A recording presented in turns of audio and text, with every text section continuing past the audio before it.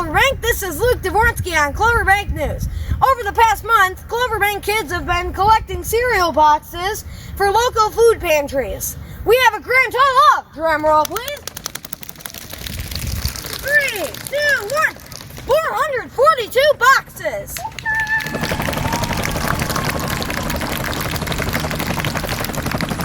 And this is Mrs. Sense, and we just made a Domino chain, and she is going to start the chain. Are you ready, Mrs. Sense? I'm ready.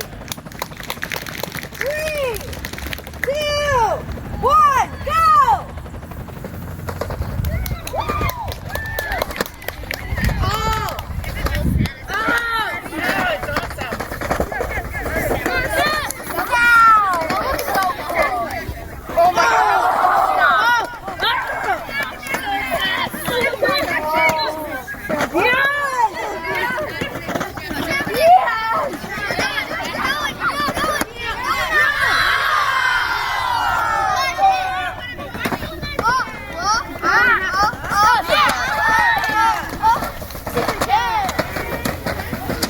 Oh, yeah. Oh.